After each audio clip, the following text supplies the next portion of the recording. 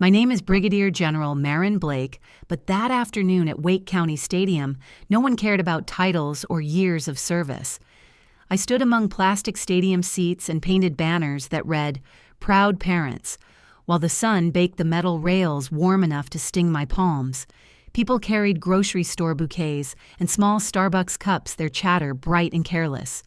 I wore a simple civilian dress, blue with tiny buttons at the wrist, and held a bouquet of white lilies for my sister Lydia. I told myself today was about her, not me. I told myself family would remember I was still part of them. When I reached the Blake seating row, I saw jackets and purses spread across empty chairs. A cousin shook her head without looking up from her phone. "Family only," she said. "We do not have space." 3 seats sat open, but someone slid a coat over one, as if covering it made it disappear. I stood still so my voice would not tremble. My nephew Trevor leaned close enough for his whisper to brush my ear. "Just a costume soldier," he said. The words hit harder than shouting. People nearby laughed under their breath. My throat tightened, but I pressed the bouquet to my side and forced myself to stay quiet. Humiliation tastes like metal. You swallow it to keep from shaking. The ceremony started. The principal welcomed proud families, photographers rearranged tripods, and a cheer team waved silver pom-poms. I stayed at the end of the row, half behind a pillar, pretending it was my choice. When the announcer called parents to join the graduates for a group photo, I lifted my head. I waited for someone to wave me forward to save me from looking like the only uninvited person at a table full of relatives. Nothing. Lydia stepped up with Ray smiling for the camera. My family stood shoulder to shoulder. My chair remained untouched. The photographer raised his lens, asked everyone to shift, left shift right, and when the shutter clicked, I saw it. On the giant stadium screen above us, a slideshow of Blake family memories appeared. Thanksgiving photos, Christmas mornings, birthdays. In every frame where I should have stood, the crop line cut me out. I was a ghost with edges neatly trimmed. A few people in the crowd murmured. Someone laughed softly. I felt my ribs tighten. I bit my cheek until I tasted blood. I told myself not to cry in public. A staff volunteer approached with a tablet to verify seating. I gave my name. She typed, paused, typed again. Her smile faded. "I am sorry your wristband was revoked in the system. It shows you as non-family." The word sank like a stone. Non-family. Trevor folded his arms. "Maybe the computer sees what we all know." Ray added louder than necessary. "Maybe she made that army thing up. Sounds like stolen valor." Laughter rippled like tiny knives across the row. My fingers dug into the plastic bouquet wrap so hard it crinkled. I took a slow breath and stepped back toward the railing. I kept my chin high because sometimes dignity is the only thing left to stand on. The announcer invited Lydia's whole family to stand. I stayed where I was because there was nothing else to do. Cameras pointed, people clapped, and the heat pressed against my skin. The humiliation grew louder than the cheering. Just when I thought the moment could not cut any deeper, a strange sound rolled across the stadium. A low thumping rhythm, the kind you feel in your chest before you hear it in your ears. Papers on the bleachers fluttered. Students shaded their faces to look at the sky. A helicopter silhouette lowered fast toward the practice field behind the scoreboard. Dust lifted in spirals. The rotors sliced the air into sharp pulses. The crowd fell into a hush that did not belong in a graduation ceremony. Someone said military. Someone else said, "Who is that?" The helicopter touched down wheels, kicking loose grass and candy wrappers. The side door opened and a group of soldiers stepped out. Military police took positions at the edge of the field. Then a tall man in dress uniform walked forward. His cover caught the sun bright enough to sting the eyes. Colonel James Calloway. He climbed the stadium steps with calm certainty, every footfall measured. He did not glance left or right. He headed straight toward me. Ray's smirk cracked. Trevor's eyes widened. The colonel stopped in front of me. He placed his hand sharply to his brow in a practice salute. The sound of the stadium faded to nothing. "General Blake," he said, "step in." The words echoed against the metal seats and every voice around us went silent. People stared in open shock. Lydia's smile died mid-breath. Ray's face drained of color. I stood still, lilies trembling slightly in my grip. In 20 years of service, I had watched men shout orders, watched women carry the wounded, watched flags fold over caskets. But I had never felt a silence like this one. It held apology. It held consequence. It held truth. That was the moment every mouth that had mocked me finally snapped shut. And that was only the beginning. For most of my life, I believed silence could keep a family whole. I learned to hold words the way I held a rifle on long patrols in Afghanistan, steady, patient, never wasting a shot. After 20 years in uniform, after deployments that sent dust into my lungs and shrapnel scars along my ribs, I returned to Raleigh because my mother Diane still lived here. She always told me home was where someone waited for you. I wanted to believe that. I wanted to believe family meant safety. In the weeks before Lydia's graduation, the family planned everything in a group chat. Everyone laughed, shared memes, picked dress colors and restaurants. I only found out about the chat by accident when my aunt asked if I liked the floral theme. When I asked to be added, there was a long pause, then silence, then a notification. The first message that appeared after my number joined was short. Do not wear your uniform. It looks like showing off. No greeting, no welcome. Just a rule about what I was not allowed to be. I stared at the words until they blurred. I typed no reply. I had stood through mortar fire and rebel checkpoints without fear, but something about that sentence tightened the muscles in my chest. I reminded myself I was only going to celebrate Lydia, not myself. 2 days later, I checked the shared family album on iCloud. Photos from last Christmas birthdays, summer barbecues. My mother smiled in her garden, my cousins posed with sparklers. Lydia held a cake with pink frosting. I used to be in those pictures. This time my face was gone. Entire frames were cropped. My arm disappeared, my shoulder erased my smile cut from corners. I checked the metadata. The edit timestamps were recent. Someone had gone through the album and trimmed me out like a stain. It was not an accident, it was intention. The kind of cold intention that does not raise a voice, does not slam a door, but says, "You do not exist here." I did not call anyone. I took screenshots and saved them in a folder on my phone. Quiet justice begins with proof. The next message in the group chat came from Ray, my sister's husband. Ray liked to speak with certainty about things he did not understand. He wrote that the ceremony area was limited seating. Maybe the military sister can watch from the side. I read the sentence twice. The military sister, as if he could not bring himself to type my name. A minute later, another message popped up. She was never real Army anyway, probably a desk clerk.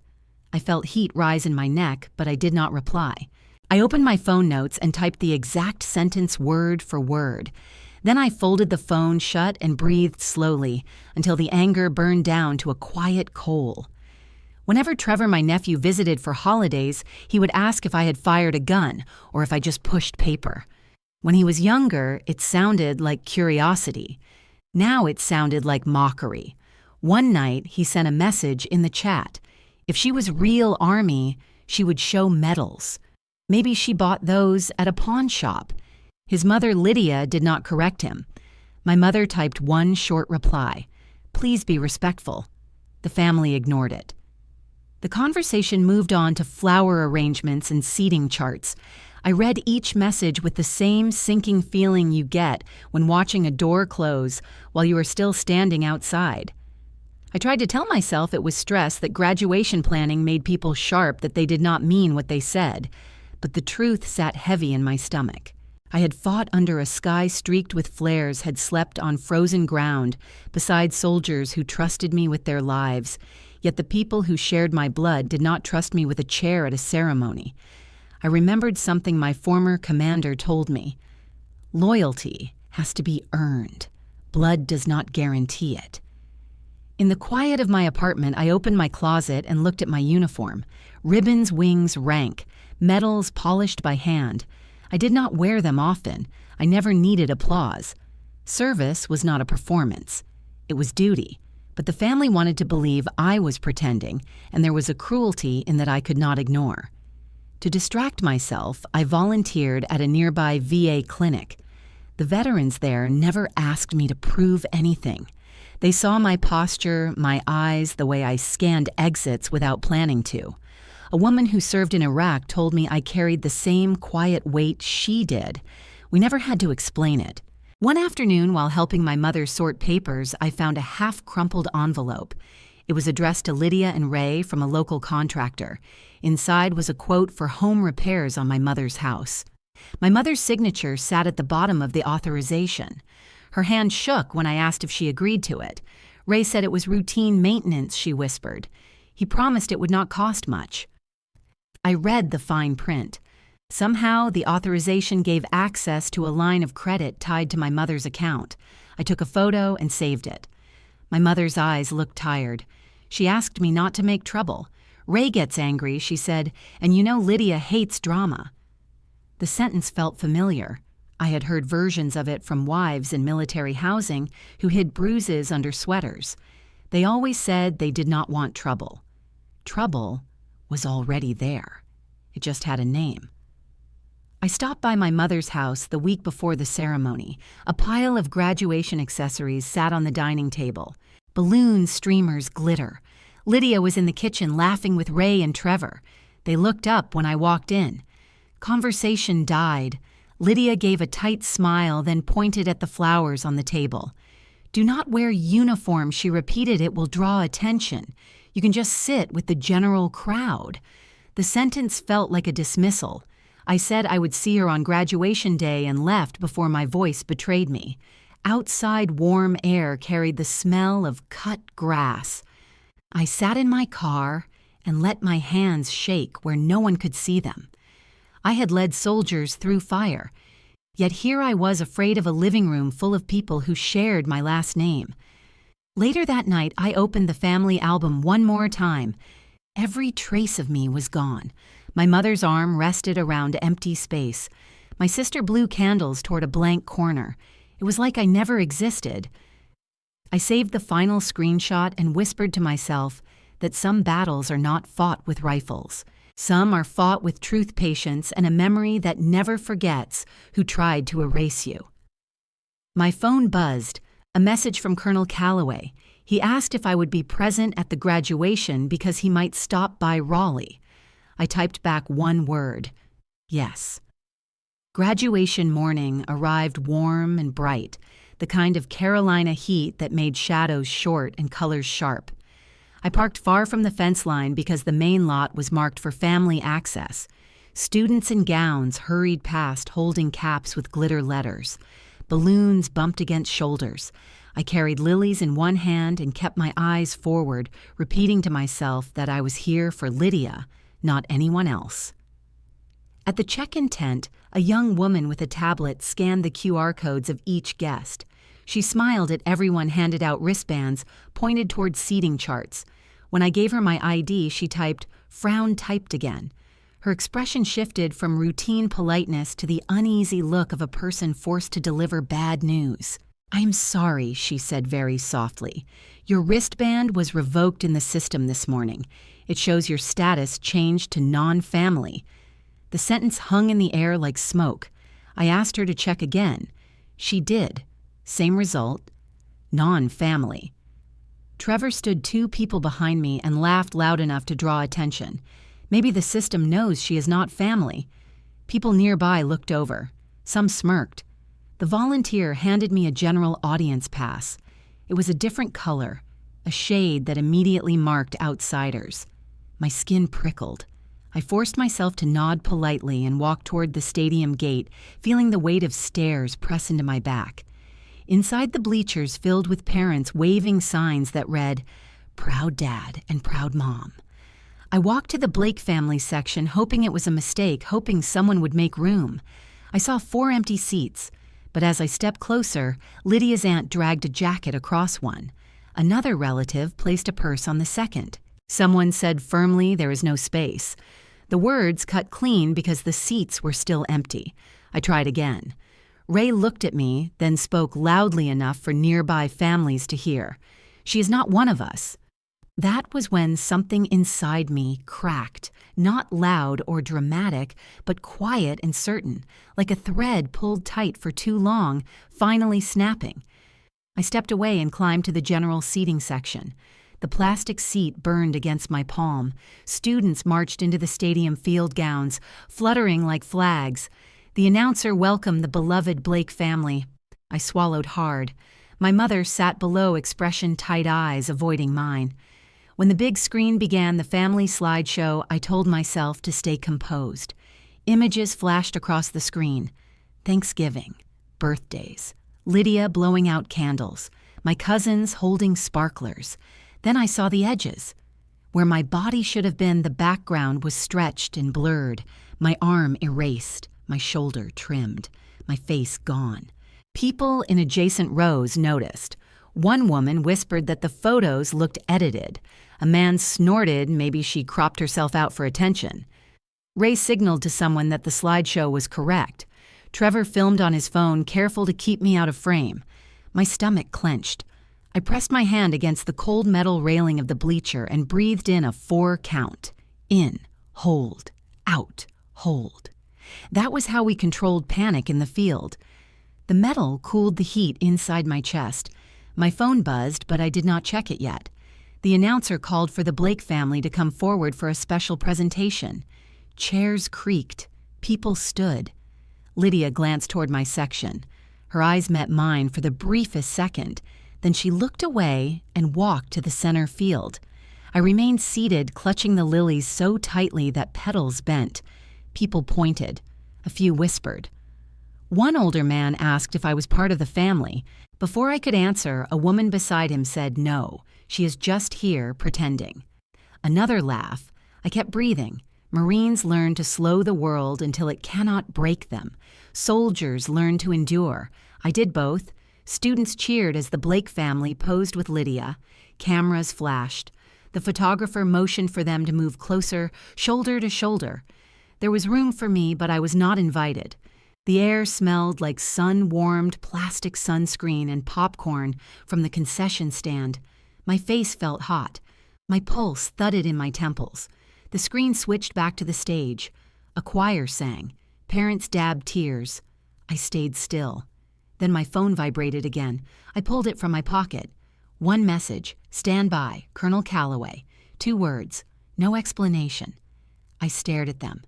The stadium noise blurred for a moment. Stand by could mean anything. A courtesy visit. A coincidence. Or something else. Something larger than the small cruelty happening on these seats. I slipped the phone back into my purse. Near the main stage, Ray straightened his tie and spoke loudly to a nearby couple. She lies about everything. She was never in real combat, just a desk job. The couple nodded politely as if agreeing was easier than questioning. My mother sat rigid eyes locked on the stage. I wondered if her silence felt like protection for her or betrayal for me. When the choir finished, the announcer called families again for individual photos. I remained where I was, a quiet shadow against bright celebration. A gust of wind lifted the petals of my lilies. One white petal drifted down the bleacher and landed near the feet of a little girl wearing a cap, too big for her head. She picked it up, smiled at me, and handed it back. That small kindness stung worse than the cruelty, because it reminded me what family should feel like. The sky dimmed slightly as a cloud passed over. The laughter in the Blake row grew louder, careless, unaware. Then the first faint thump of rotor blades touched the air. I did not see the helicopter yet, only felt that low vibration in my chest. The message in my phone seemed to pulse with every beat of the blades. Stand by. I had no idea what would follow. All I knew was that someone somewhere still remembered who I was. And this time, the whole stadium was about to find out too. The hours before the ceremony were supposed to be simple. Park walk, sit, smile, for photos, go home. Instead, the day began with another cut delivered quietly. When I had arrived that morning, I saw Ray standing near my mother's car in the parking lot. He held a stack of papers clipped together, his voice smooth and confident. while my mother, Diane, wrung her hands like a nervous child. I walked closer in time to hear him say it was just routine paperwork, a small authorization so contractors could fix a loose gutter and maybe paint the porch. My mother signed at the bottom with a shaky line.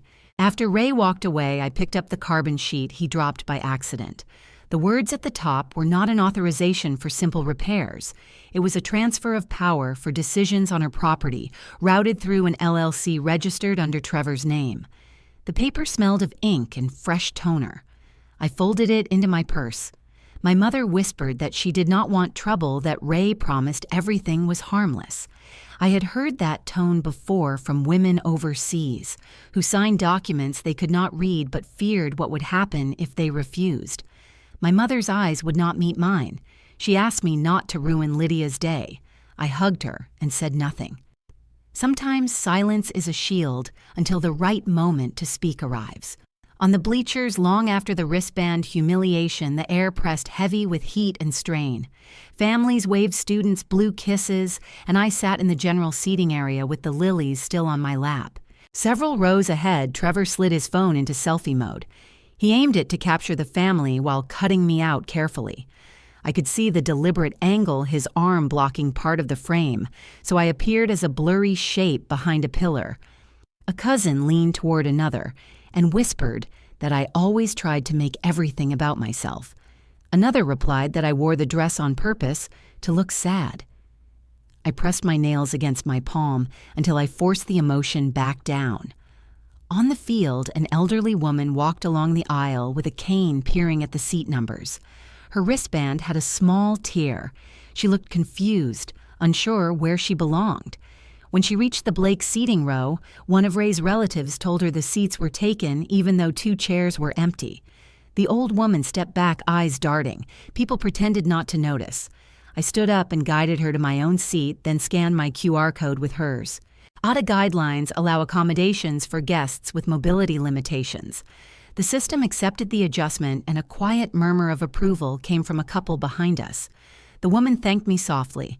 She smelled faintly of lavender and cold cream, the kind of scent that reminded me of field nurses in makeshift tents. Down below, Ray noticed. His jaw tightened, annoyed that one of their seats had been replaced by a stranger. He looked up at me with a thin smile that did not reach his eyes. The small act did not fix anything, but it reminded me of who I was, even if my family forgot. The air hummed with tension. The wind carried bits of confetti across the turf. I rested my hands on my lap and opened a silent app hidden in my phone. It was a secure recorder that activated automatically when certain voices were detected. North Carolina is a one-party consent state. Legally, only one participant needs to know the conversation is recorded. I had learned this from a JAG officer years earlier. On my screen, a notification glowed. Listener active. File 34 saved to cloud. My pulse climbed. I tapped the file.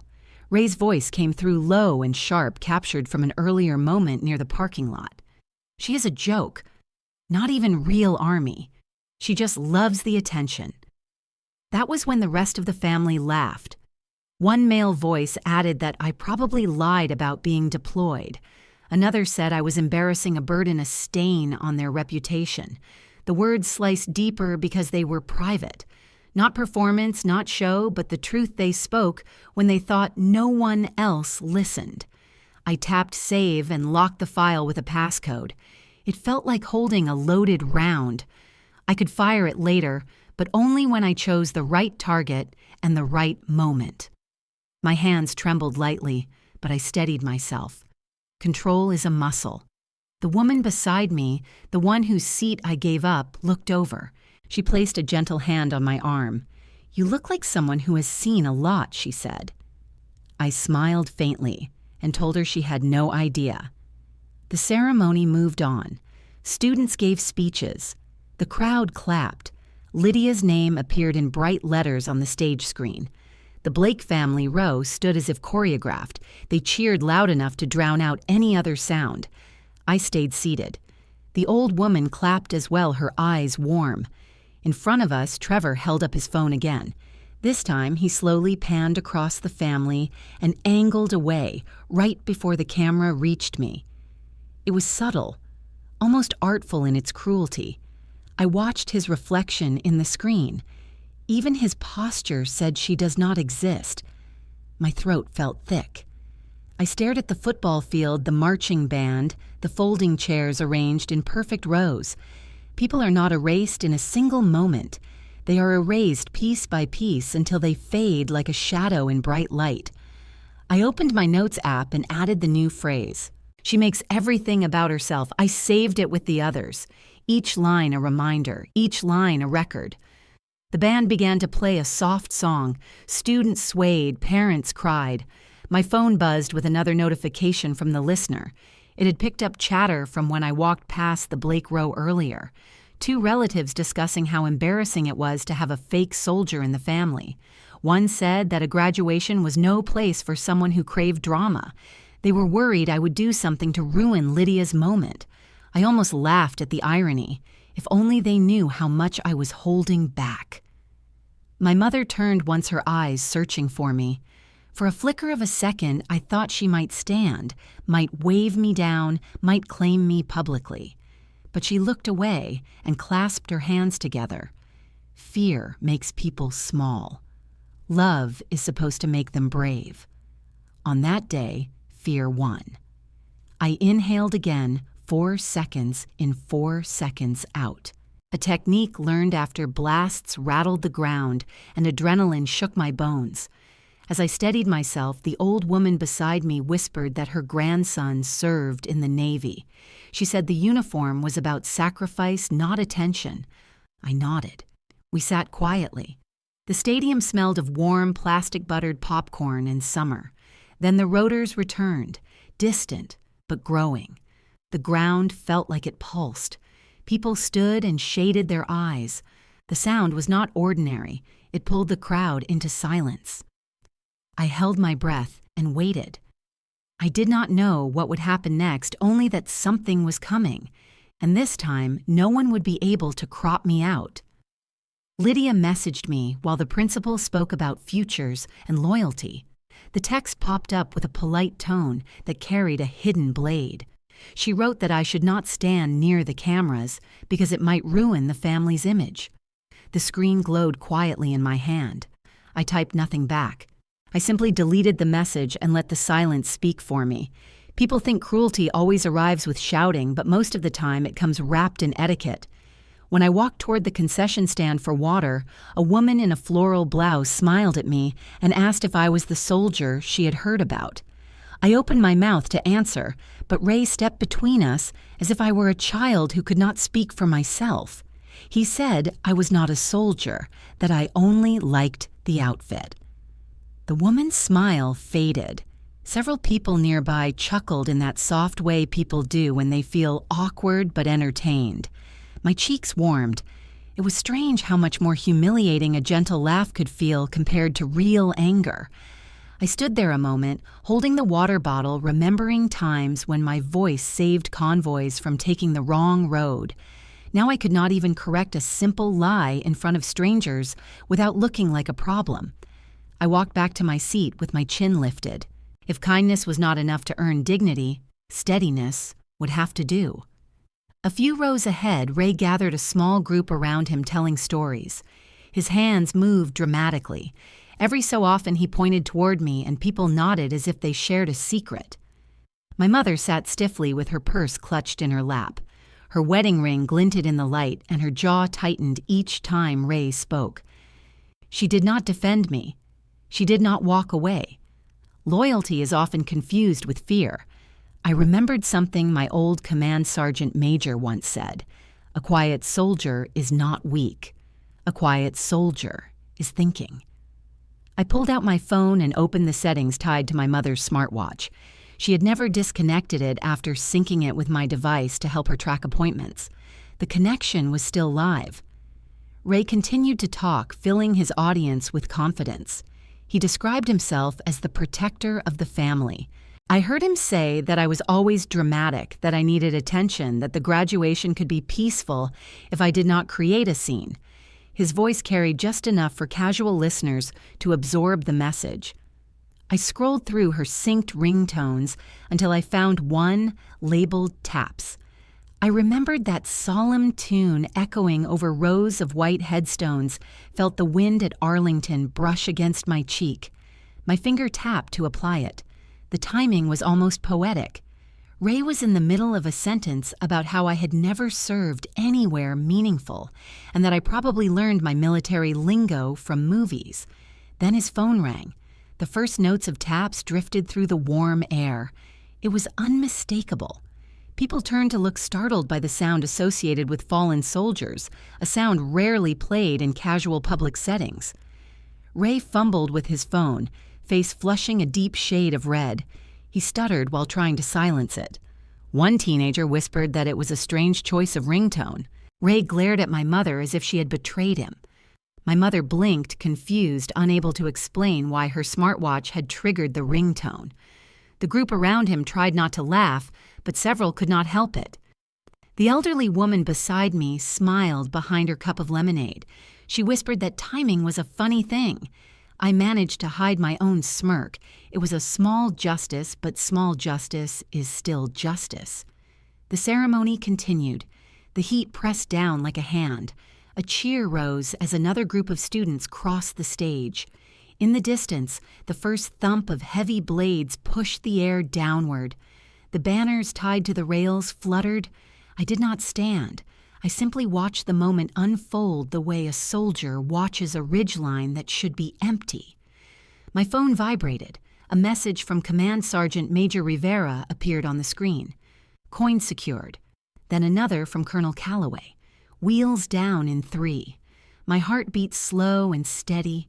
It was the same rhythm it held inside armored convoys during night patrols and in operations where there was no room for hesitation. People around me looked up when the sound grew louder. They shaded their eyes and pointed. Parents pulled out phones for video. The stadium announcers paused. At first, everyone assumed it was a flyover. Then they saw the helicopter descending toward the practice field behind the bleachers. It was large, an imposing metal catching the sunlight like a blade. Dust rose in a wide halo. The principal stopped speaking mid-sentence. Confetti drifted off the edges of the bleachers. I held the water bottle tightly in my hand until the plastic dented beneath my fingers. I thought of every quiet moment of humiliation layered on top of another, each one pushing me further into the shadows. Now the shadows were splitting open. The old woman beside me asked if this was part of the ceremony. I told her it was not. When the rotors slowed and the rear hatch opened, I saw the outline of the officer stepping down the ramp, followed by 2 military police officers establishing a perimeter. Something electric moved through the crowd. People rose to their feet without knowing why. The officer walked with purposeful precision. His uniform was immaculate. His gaze cut through the rows until it landed on me. I stood very slowly. My knees did not shake. The officer reached the base of the bleacher steps. His voice carried without amplification. General Blake, step in. Every whisper, every giggle, every word meant to diminish me dissolved into silence. For the first time in a long time, I felt the ground settle beneath me. I walked down the steps while hundreds of eyes followed. I could feel the hush trailing behind each footfall. Ray stared openly, his mouth slightly open. Lydia clutched her phone as if it might shatter. My mother covered her mouth with her hand. In that moment, I did not feel anger. I felt something much heavier and much calmer. The truth had arrived, and the truth did not raise its voice. The helicopter wind still echoed in my ears when I reached the bottom of the bleachers, but the world did not slow, it sharpened. Every humiliation, every whispered insult, every cropped photo had led to the moment when silence could no longer protect anyone. I stood next to the officer while the ceremony continued awkwardly, the principal trying to pretend everything was normal and the noise around me became distant. My phone vibrated again, reminding me of the real war happening not on a field of graduates, but inside my own family. When the crowd turned their attention back to the stage, I stepped aside and opened the photo of the document my mother had signed. Words like transfer authority, authorization, and property ownership stared back at me, each line written in the kind of language designed to confuse someone who trusted too easily. I zoomed in on the bottom corner where Trevor's LLC information appeared beneath the signature line and realized it was not just about humiliation anymore. He was moving money ownership and control into his name. It made my stomach twist. I remembered the papers Ray hurried my mother through, how he had spoken quickly, while telling her it was routine. She signed because she believed that love required surrender. I went back to the parking lot. In my mind, saw her shoulders slumped while she whispered that she did not want to cause trouble. Women who have been taught to keep peace will let themselves drown to avoid making a ripple. My mother was slowly drowning in trust given to someone who saw her as an ATM. I knew because I had seen the same pattern in war zones where civilians signed over homes or farms to the man with the loudest voice simply to keep their families safe. But here in Raleigh, the battlefield was quieter. It was a kitchen table and a pen. I remembered men in my unit who died protecting people they never met. I remembered carrying bodies wrapped in flags because honor demanded it. And now I watched my own mother fold herself smaller and smaller to avoid angering a man who enjoyed power more than love. The truth hit me hard. I could not save the world if I could not even save her. My phone rang. It was my mother. Her voice was soft and brittle. She told me not to make a scene, that Ray would be upset if I talked about the documents. She sounded like a child trying to avoid punishment.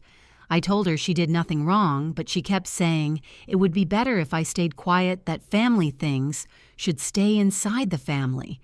She did not understand that everything was already outside. Shame grows fastest in silence. When the call ended, I stared at the stadium lights and felt the weight settle on my chest. The breaking point was not when they laughed at me, not when they cut me out of photos, not even when they revoked my wristband. It was hearing my mother ask me to hide the truth because she was afraid of making a man angry. Rage did not come like fire. It came like ice, steady and cold. I sat on a concrete barrier near the practice field and opened my banking app. I initiated a credit freeze on my mother's accounts. No one would be able to open a line of credit in her name. Then I contacted her bank through the fraud hotline and submitted a formal report of undue influence. It was the same phrase we used overseas when someone forced a signature through threats. Every step was legal, every step documented. No shouting, no drama, just quiet protection. The woman with the lavender scent walked by again and handed me a tissue even though I was not crying. She said she hoped everything would work out. I thanked her. Then I opened my encrypted cloud storage. Inside were audio files time-stamped, recorded legally under one-party consent. Ray bragging that he had my mother wrapped around his finger. Trevor joking about how easy it was to get her to sign anything. I sent the files to Major Desai. She was Army Judge Advocate, sharp as a blade, and she replied within minutes asking for my live location. I turned it on. Then I forwarded the property document and the recording to her secure address. I did not threaten anyone. I did not curse them. I did not confront them. I prepared the truth and let the truth move forward. The stadium crowd was still buzzing about the helicopter. People speculated that it was part of a special surprise. They did not know it was justice arriving quietly. I watched Lydia pose for pictures while pretending not to see me. I saw Ray smile proudly like nothing was wrong. I saw Trevor whisper to a cousin while checking his phone. They believed I would continue to stay silent because silence had kept them safe for years. But silence had become a weapon and not a shield. I stood up and dusted off my dress. The sun warmed the back of my neck. The helicopter waited on the field engines, cooling. Colonel Calloway looked toward me with a barely visible nod, the kind soldiers use when orders are understood without words. My phone buzzed again. Major Desai sent one sentence, "Evidence received." Stand by. It was enough. Something inside me settled. My mother might still be afraid, but I was not. This time, I would not let her drown quietly. I walked back toward the bleachers, passing strangers who looked at me with curiosity instead of contempt. The old me would have tried to explain myself. The woman who returned across the field no longer needed to. Justice has a sound when it arrives. It is not loud, it is final. When you protect someone you love, you either stand up or bow your head. I do not bow. The sound of the UH-60 blades rolled across the stadium like thunder, not violent but commanding, and every loose program and napkin lifted from the ground as if the air itself knew something important had arrived. The aircraft settled on the practice field with a slow grace, the rotors pushing waves of heat and dust across the grass until the world seemed to pause. 2 military police officers stepped out first, scanning the area, establishing a perimeter, with silent, choreographed movements. The audience did not know what protocol looked like, but instinct made them step back and widen the path. I stood perfectly still, my breath deep, and even the way I had been trained, when every eye and every camera lens turned toward me. Colonel Calloway appeared next, uniform, crisp posture, straight face unreadable. The principal on stage faltered mid-sentence and tried to continue, but the sound system crackled, swallowed by the sweeping wind and collective attention of thousands of people. The colonel did not rush. Each step was deliberate boots sinking slightly into the turf. When he reached the base of the bleachers, he raised his voice just enough to be heard. General Blake, step in. The words rippled outward like a shock wave. Conversations died mid-sentence. Parents lowered their phones. Even children who did not understand the meaning felt the gravity of a title that carried weight, earned in places most people only see in news clips. I descended the steps slowly, the bouquet of lilies still in my hand. Every humiliation of the day tried to cling to my skin, but the air peeled it away. When my feet touched the ground, the colonel came to attention and saluted. I returned the salute steady and calm, and then he said that command had requested my presence. He turned to the principal and handed him a sealed envelope marked with Army personnel insignia. The principal opened it with shaking fingers. I watched his eyes dart across the printed pages, his face shifting from confusion to stunned recognition. A murmur rose from the stands. Major Desai approached next her heels, clicking sharply against the pavement. She carried a folder tucked under her arm, and when she reached the press table, she laid out a DD 214, a service record, a citation for valor and photographs of deployment ceremonies. She addressed the microphone, introducing me by rank and full name, confirming active duty status and years of service. Her voice was professional, but edged with steel. Reporters surged forward and cameras lifted high. The crowd, once amused by gossip, now stared with wide eyes. Ray's face drained of color, as though blood itself refused to stand beside his lies. Trevor's mouth opened and closed like a fish pulled from water. The Blake family row tried to shrink behind their purses and jackets, but the world had already seen them. Then Command Sergeant Major Rivera stepped forward. In his palm gleamed a challenge coin engraved with quiet power. He placed it in my hand with respect usually reserved for memorial ceremonies. Some viewers did not know what a coin meant, but soldiers did, and veterans in the crowd shifted to their feet instinctively. A woman near the aisle began to cry softly, clutching the arm of the man beside her. Phones recorded everything live streams, sending the truth racing beyond the stadium before anyone could rewrite it. I did not raise my voice or gesture dramatically. I simply stood there with the coin resting in my hand and let the quiet speak. That was when the twist arrived in a way no one expected. The slideshow on the big screen flickered. Someone backstage tried to regain control, but the images fought for priority. First came the family photos, the ones that had cropped me out with surgical cruelty. But then, in front of thousands, the system resynced with the original shared album. The cropped edges slid outward, and the erased figures reappeared. Me carrying Lydia on my shoulders at the beach when she was 8. Me lifting Trevor in a pool while he wore inflatable wings. Me standing next to my mother as she blew candles on her 60th birthday. Then the next set of images appeared. desert sand glowing beneath a broken sunrise, rows of Humvees, a folded flag placed in my hands, my unit standing at attention beside a memorial. The Blake family slideshow became a battlefield tribute, and the stadium fell into reverent silence. The national anthem hummed through the speakers as if the system knew exactly what respect sounded like. A group of veterans in the top row removed their caps. The elderly woman with the lavender scent covered her heart, and slowly, row by row, the entire stadium rose to their feet. They clapped. First a few, then dozens, then hundreds, then thousands. The sound grew until the metal bleachers vibrated beneath it. People did not cheer for drama. They cheered because dignity that had been taken was now restored. Lydia tried to disappear behind her graduation gown, tears streaking her cheeks. Ray stared at the ground like it was the only place left for him.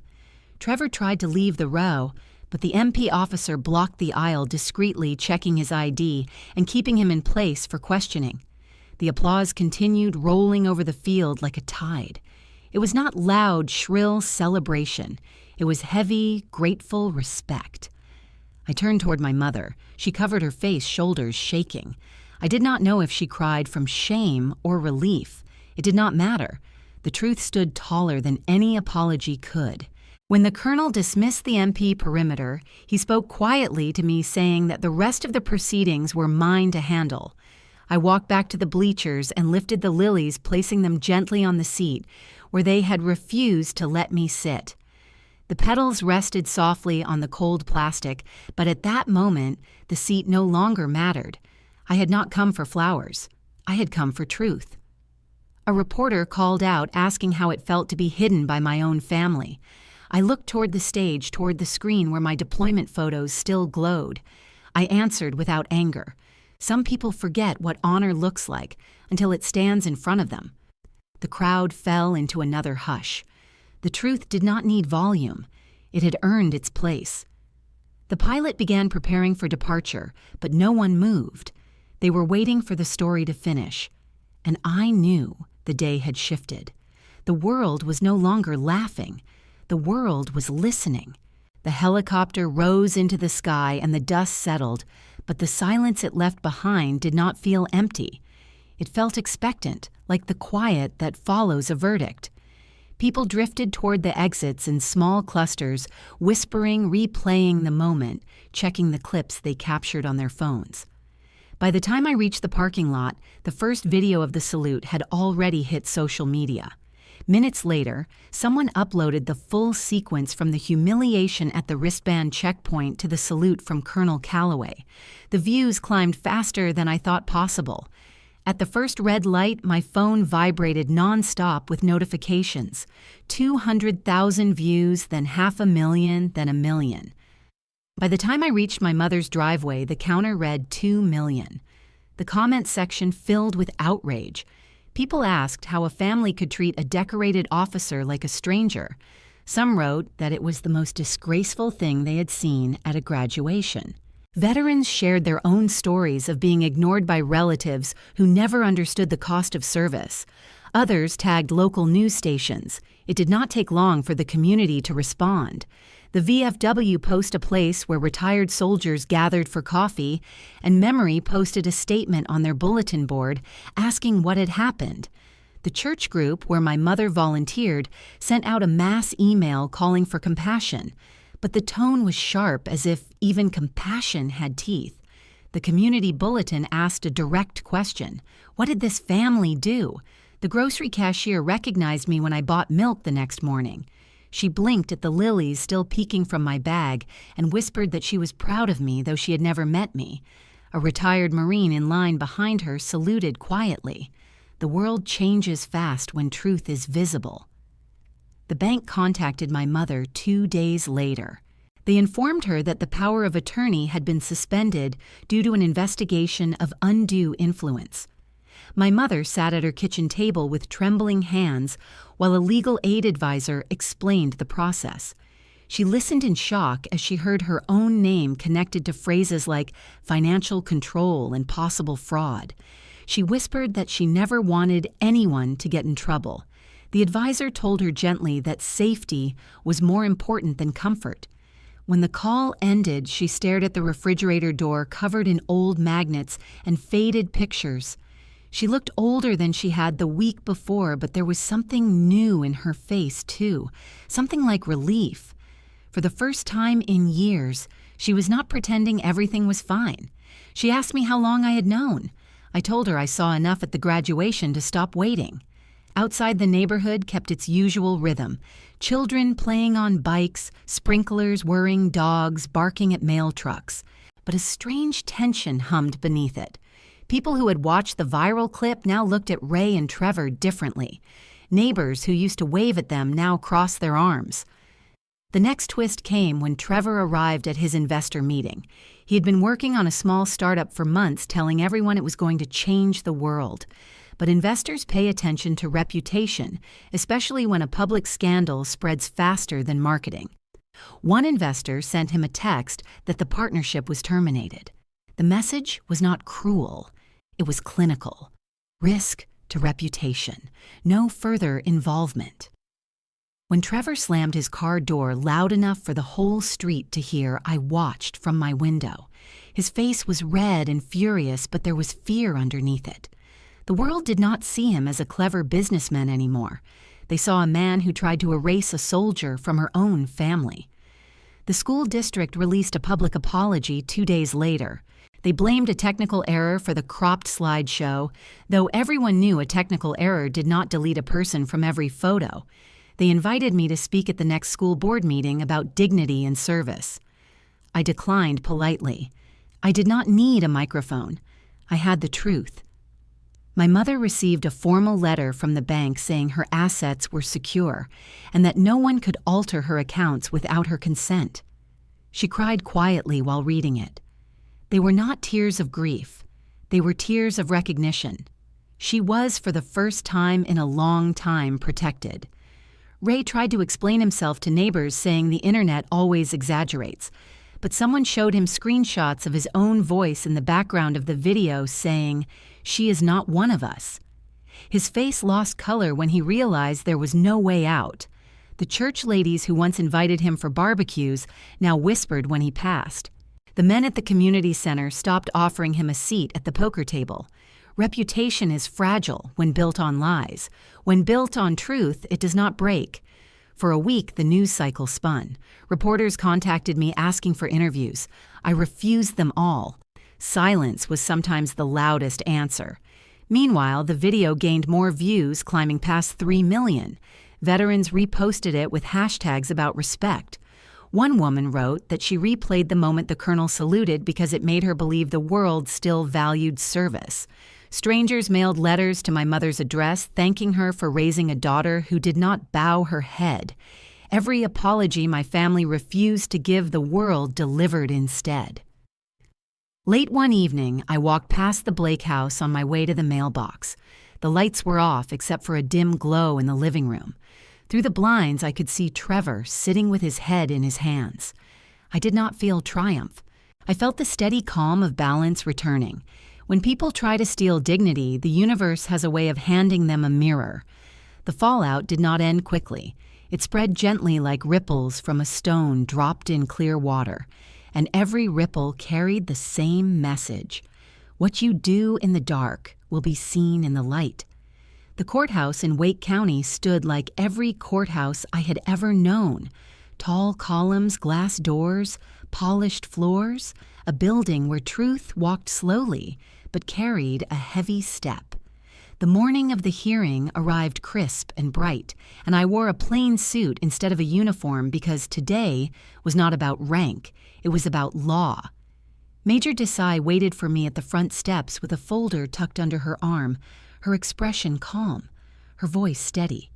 She told me that everything had been filed, that the judge had already reviewed the preliminary documents, and that the evidence was clear enough to speak without raising a voice. Inside the courtroom, the air felt cold. The walls were lined with state seals and framed photos of retired judges. The clerk called the case involving possible financial exploitation and undue influence toward Diane Blake. My mother sat beside me, hands clasped, shoulders small, but she looked at me with something I had never seen before, something close to courage. Ray entered with his jaw tight. Trevor trailed behind him, eyes darting from seat to seat, searching for sympathy and finding none. The judge, a gray-haired woman with sharp glasses and a sharper stare, asked for the evidence to be presented. Major Desai stepped forward and spoke with precision. She laid out the audio files, each time stamped, each authenticated by the metadata. She explained that North Carolina recognized one-party consent and that the recordings were legally obtained. The judge listened without expression. Then Desai produced the QR logs showing the ticket changes at the graduation small details that revealed a pattern of exclusion. People sometimes forget that cruelty leaves fingerprints in places they do not expect. IP addresses, access logs, cloud backups, all of it formed a map of intention. When Desai placed the copy of the property authorization on the evidence table, the room grew even quieter. She pointed to the language that transferred control to Trevor's LLC, the signatures made under pressure, and the fact that the form was presented as routine maintenance rather than a financial transfer. She called it a textbook example of manipulation. Ray tried to interrupt, claiming it was all a misunderstanding, but the judge silenced him with a single look. She asked my mother if she understood what she had signed.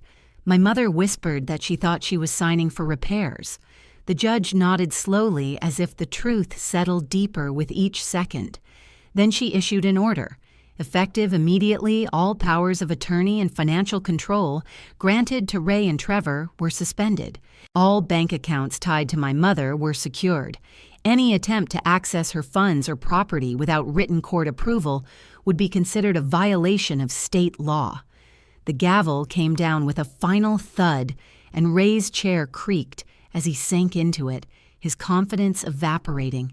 Trevor stared at the floor. Outside the courthouse, reporters waited, but I kept walking. The only news I needed was the look on my mother's face when she realized she was safe. That afternoon, the church bulletin released its weekly update. In the last page, under community announcements, a short note appeared. Errata. Brigadier General Marin Blake was present at the graduation as an honored guest. The correction was small, but the weight of it echoed through every pew and every coffee circle. People who once avoided me now made eye contact. Some apologized softly, offering pies or casseroles, like repentance could be baked and delivered in foil tins. I accepted their kindness without pride. Apology takes many forms. Meanwhile, the VFW post invited me to speak at their gathering. The commander said veterans from 3 counties wanted to hear from the general who stood quietly while the world tried to erase her. The room was full of men and women who wore service on their faces, even if they no longer wore the uniform. I stood behind the wooden podium and told them that respect is not about volume, it is about action. I spoke about quiet power, about staying steady when people tried to clip your name out of the story. They listened the way soldiers listen with silence. That means they feel every word. After the speech, a Vietnam veteran took my hand and told me that his own family never asked about his service. He said watching the video made him feel seen for the first time in decades. The next ripple came when the Community Bulletin published an article about financial safety for seniors. My mother read it twice, kept the paper folded in her purse. She started going to her bank appointments without Ray shadowing her. She began taking her phone calls in the open instead of whispering in the laundry room. Small freedoms feel like sunlight after a long winter. Ray tried to salvage his reputation. He told neighbors that the internet was cruel, that videos did not capture the full truth, that the judge overreacted. But people had heard the recordings. They had seen the QR logs. They had watched him stand proudly while pretending I did not exist. Some neighbors stopped inviting him to backyard cookouts. Others avoided his gaze in the grocery store. Reputation does not fade quietly when the whole town has witnessed its unraveling. Trevor suffered his own consequences. Investors who once praised him now refused his calls. His startup page disappeared from the internet. One of his friends told a mutual acquaintance that nobody trusted him anymore. When lies crumble, they do not fall in silence. They fall with noise. Weeks passed, but the story did not fade. The video climbed toward 4 million views. Veterans reposted it with captions about respect. Mothers reposted it with messages about protecting their children from manipulation. Teachers used it as a lesson about integrity. The school board called me privately to apologize again. They did not ask me to speak this time. They simply asked what they needed to correct so it would never happen again. I told them the answer was simple. Do not erase people. The world does that enough on its own. At home, my mother began to plant flowers in the yard again. She hummed while cooking. She asked me for the number of the legal aid office so she could set up her own will in her own words, with her own boundaries. She looked lighter, as if she had finally stepped out of a cage she never realized she lived in. One evening she sat beside me on the porch and whispered that she was sorry she let fear guide her. I told her she did not have to apologize. Survival looks like obedience when you think no one will protect you. The law had spoken. The truth had been written in ink. The damage done in the dark now sat under a courtroom light where no one could pretend it was harmless. People often think that forgiveness is the end of a story, but sometimes the story needs paper and signatures and judges to close what people cannot fix alone. Words alone cannot clean what was broken. Only action can. Only accountability can. Sorry from the mouth is not enough. Redemption needs ink. Sorry from the mouth is not enough. Redemption needs ink. Trevor showed up first. It was early morning and the dew was still on the grass, the kind of quiet hour when people believe they can sneak dignity back before the world wakes. I saw his car parked crooked at the curb engine, still running like he expected a fast escape if courage failed him. When I stepped outside, he jumped a little, then forced a smile that did not reach his eyes. He told me his investors had withdrawn entirely, that the video ruined his professional image, that no one would return his calls or answer his emails. He said he needed someone respectable to vouch for him, someone with a clean record, someone like a decorated officer. Every word tasted like desperation. He asked me to sign a character reference and offer my endorsement the way families used to do when they trusted each other.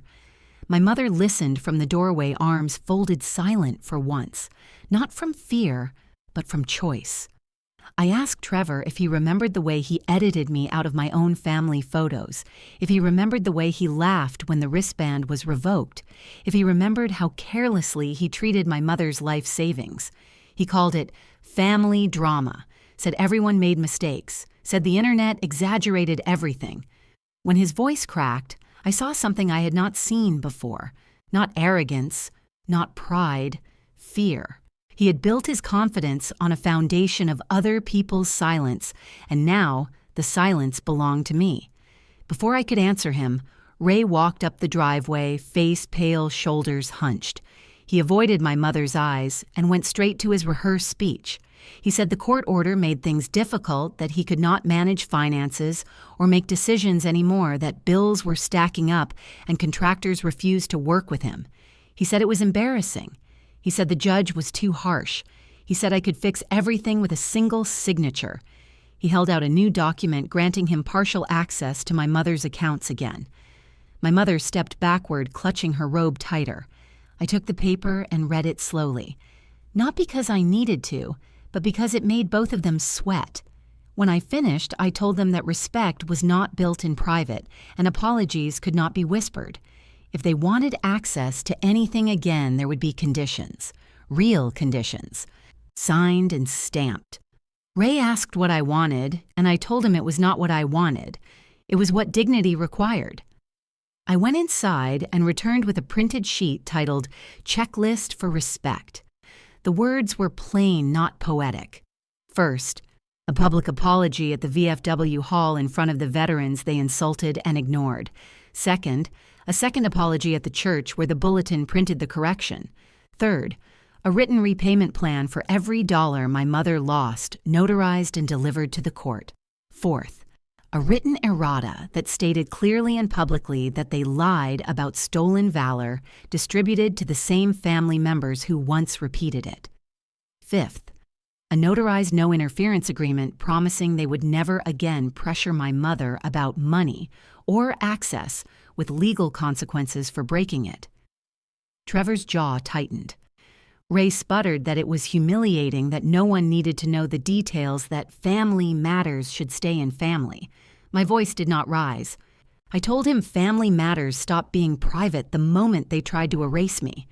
Trevor said there was no proof he changed the QR codes or cropped the photos. That was when I opened my laptop. The screen glowed with cold precision. Metadata from the original shared album. Timestamps that showed when images were edited. IP addresses that matched Trevor's wireless network. Logs that connected directly to his account. Screenshots of cloud access where he removed me from every event and replaced me with blank space. The old woman with the lavender scent had stopped by that morning to return a casserole dish and now stood frozen in the yard. When she saw the evidence, she covered her mouth, not in shock, but in quiet satisfaction. I turned the screen toward Trevor. The proof was clean and merciless. He stared at it, cheeks blotched, hands shaking. He asked if we could talk inside privately, away from the neighbors. But the neighbors had already stepped into their driveways pretending to check mail or trim hedges, watching over fences with quiet curiosity. Lies die fastest under sunlight. I asked Trevor if he wanted to continue arguing or if he wanted a pen. Ray looked at my mother and whispered that they never meant to hurt her. My mother did not step away this time. She said calmly that hurt has weight, and she had been carrying it for years. Trevor reached for the paper. His hand trembled so badly he nearly dropped it. But then he straightened and tried one more desperate tactic. He said signing was unfair, that the internet had punished him enough that he did not deserve public humiliation. I leaned forward and spoke so softly the wind nearly stole my voice. Public humiliation was what they gave me. Truth is not punishment. Truth is repair. He stared at the checklist again, jaw clenched, eyes full. He put the paper down and walked toward his car, refusing to sign. Ray followed him. They drove away with tires crunching over gravel. For a moment, the yard was silent. The old woman set down her casserole dish and whispered that justice sometimes needed to be seen to be believed. I went back inside, made tea, and sat with my mother. She asked what happened now. I told her nothing happened until they learned respect. Hours later, a knock came. Trevor stood there again, this time without his practiced charm. His voice broke when he said he could not afford to lose everything. He asked for the paper. He signed every line, every clause, every consequence. Then he slid it back to me with shaking hands. Ray did not return that day. When he finally came back a week later, he signed too, jaw locked and eyes burning with shame he could not swallow. I filed the documents, notarized, stamped, recorded. No signature, no access, but with signature came consequences. No signature, no access. When the signatures dried and the notarized stamp settled into the paper, a strange quiet settled over everything. Not the silence of fear, but the silence of something ending and something better beginning. Trevor completed every condition on the checklist. He stood in the VFW hall with his voice trembling as he apologized to a room filled with veterans whose eyes held the weight of wars he would never understand. He admitted he manipulated photos, altered tickets, and used our mother's trust as a lever for his own greed. No one clapped. No one comforted him. Respect is not handed out like candy. It is earned, and he had to face the absence of it. A week later, he stood at the front of the church and read the second apology, this one written carefully so he could not twist the meaning. He stated plainly that he lied about stolen valor, that he mocked my service, that he tried to erase me from my own family. The pastor folded his hands and thanked him for telling the truth, but the congregation stayed silent. Forgiveness is not noise. It is change. Ray took longer. Pride held his tongue like a chain, but consequences loosen chains faster than guilt. He came to the VFW hall on a cold evening and apologized publicly. voice flat, shoulders stiff. Some people believed him, some did not. It was not my job to measure sincerity. It was my job to protect what mattered. After the apologies, I filed the repayment plan with legal aid. Each month, my mother received money back into her own account, not controlled, not monitored, not questioned. She started paying her own bills again. She bought a new pair of walking shoes and went to the farmer's market alone for the first time in years. She called me from the flower stand, laughing at how strange freedom felt. She chose pink peonies, and when she brought them home, the house smelled like spring. Ray tried speaking to her in that gentle, controlling way he always used, but she told him she was tired and closed the door. A sentence so small it could fit on a scrap of paper, yet big enough to move the world. My relationship with Lydia healed slowly, not because of apology, but because she started listening without defense. One evening, she knocked on my door with tea in her hands and a quiet apology in her eyes. She told me she had been jealous that she spent her whole life standing in the shadow of a uniform she never understood. She said she feared she could never measure up.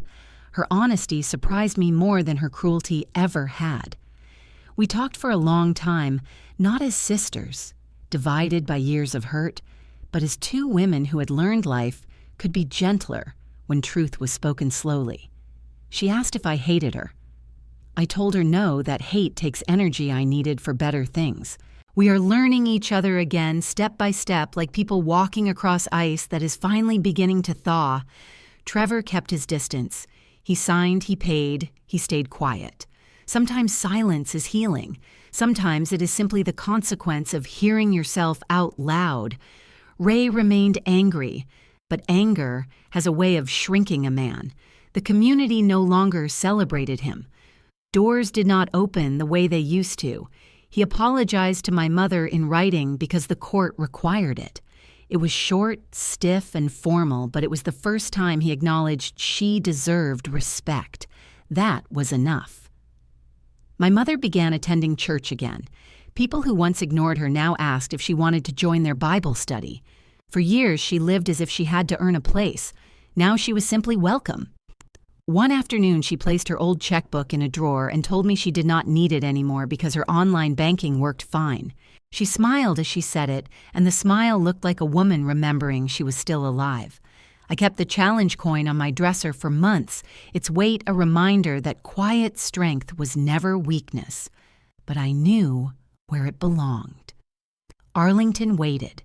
Months later, when the leaves turned gold and red and the sky stretched wide and clean, I traveled to Virginia. The cemetery was quiet except for the distant sound of birds and the soft crunch of leaves beneath my boots. I walked to a section where men and women I once called brothers and sisters lay in perfect rows, their markers bright in the sunlight. I knelt on the grass and placed the coin at the base of a headstone belonging to a soldier who saved my life when I was young and scared and believed courage meant shouting. He taught me that courage is steady breath, steady hands, steady truth. The coin gleamed beneath the sunset, quiet power carved in silver. I stayed there until the wind picked up, carrying a scent of cut grass and salt, the kind of air that makes you feel both small and infinite. When I rose, I did not feel triumphant. I felt whole. The story did not end with applause or revenge. It ended with balance returned and dignity rebuilt. Trevor made his payments every month. Ray learned that control dissolves when the person you try to control stands up. Diane kept her money, her home, her voice. Lydia visited me with her children and brought peach cobbler she baked herself. The graduates of that summer moved on with their lives and probably forgot the helicopter, but the town did not forget the lesson carved into the memory of that day. We do not erase people here. We repair what was broken and name what was wrong. Justice does not need to be loud. It needs to be honest. One evening, I sat on the porch with my mother and watched the sun fall behind the maple trees. The railing had been repaired months ago, and a brass plate shimmered softly in the fading light. It read, "Built by quiet power." My mother ran her fingers across the engraving. She did not say thank you. She did not have to. She was safe. She was free. I used to think that justice meant winning. Now I know it means rebuilding. When people asked how I survived the humiliation of that day, how I kept my voice calm while the world tried to reduce me, I answered simply, I did not fight for a seat. I rebuilt the table. Have you ever been dismissed or erased by your own family? Tell your story.